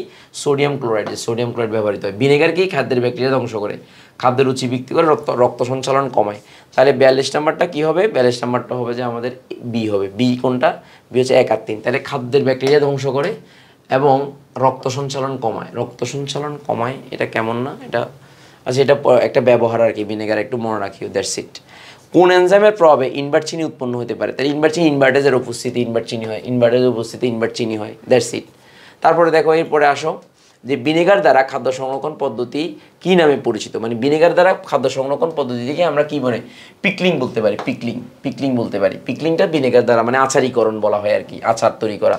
ভিনেগার ব্যাকটেরিয়া ধ্বংস করে, হাইড্রোজেন বন্ধন গঠন করে, তীব্র অম্ল। তাহলে প্রথমটা তো অবশ্যই ব্যাকটেরিয়া ধ্বংস করবে, তাহলে 1 আছে কোনটাতে? তারপর হচ্ছে হাইড্রোজেন বন্ধন গঠন করে না, তীব্র অম্ল না, দুর্বল অম্ল। তাহলে একই আনসার, এ হবে আনসার, যে এ হবে আনসার। তারপরে দেখো কোনটি থেকে ভিনেগার প্রস্তুত অপেক্ষাকৃত সহজ হবে? তাহলে খেজুরের রস। আচ্ছা, অপেক্ষাকৃত সহজ হবে তাহলে ডেফিনেটলি তো ইথানল, কারণ ইথানল থেকে ভিনেগার তৈরি করা সবচেয়ে সোজা। কারণ খেজুর রস থেকে তো অনেক ধাপ অতিক্রম করতে হয়। 46 নাম্বার, তাহলে 46-এর অবশ্যই কত হবে? সি হবে। তাহলে সি মানে হচ্ছে ইথানল থেকে। দেখছো প্রশ্ন কীভাবে প্যাস করছে। ভিনেগার কীভাবে খাদ্য সংরক্ষণ করে? খাদ্যবস্তু জারণকে রোধ করে, খাদ্যের পিএইচ কমায়, অবশ্যই পিএইচ কমায়, ঠিক আছে, এটা রাইট আনসার। খাদ্যের ব্যাকটেরিয়া স্টেন প্রতিরোধ করে, হ্যাঁ এটা করে। তাহলে খাদ্যের জারণ বিক্রিয়া রোধ করবে না, তাহলে 2 আর 3 আনসার, তাহলে এটা হবে আমার আনসার। কুইক ভিনেগার পদ্ধতিতে কোনটি ব্যাকটেরিয়া বৃদ্ধিতে সহায়তা করে? তোমাদেরকে অ্যামোনিয়াম সালফেট দেখাইছিলাম, তোমাকে বলেছিলাম। তারপরে দেখো অঙ্কুরিত বার্লির প্রস্তুতকৃত ভিনেগার কোনটি? যে অঙ্কুরিত বার্লির প্রস্তুতকৃত ভিনেগার কোনটি, যেটাকে মল্ট বলে, মল্ট। ভিনেগার কিভাবে ব্যাকটেরিয়া ধ্বংস করে? তাহলে এটা প্রোটিনের বন্ধন ভেঙে দিয়ে গ্লুকোজ মান কমিয়ে পিএইচের মান কমিয়ে দেয়, পিএইচের মান কমিয়ে দিয়ে কি করে তোমার এটা কি বলে, মানে ব্যাকটেরিয়াকে বংশবৃদ্ধি করতে দেয় না। সমমোলার গ্লুকোজ ও ফ্রুক্টোজকে কী বলা হয়? ইনভার্ট চিনি বলে, ইনভার্ট চিনি বলে।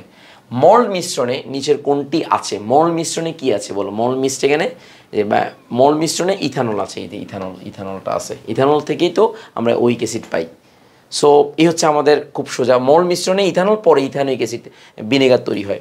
সো এভাবে আমরা খুব সহজে মানে মোটামুটি আর আশা করি আর ঝামেলা হবে না, তোমরা এমসিকিউ সহ ক্লিয়ার হয়ে গেলো, আর ঝামেলা হলো না, এর বাইরে আর এমসিকিউ আসবে না ইনশাল্লাহ। তো আমি চেষ্টা করেছি, এই চ্যাপ্টারটা অনেকেরই পড়া হয় না, তো আমি চেষ্টা করেছি পড়া না হওয়ার কারণে যদি আমার এই ক্লাসটা করো সিকিউ এমসিকিউ পুরোটাই ক্লিয়ার, আর কোনো ঝামেলা নেই।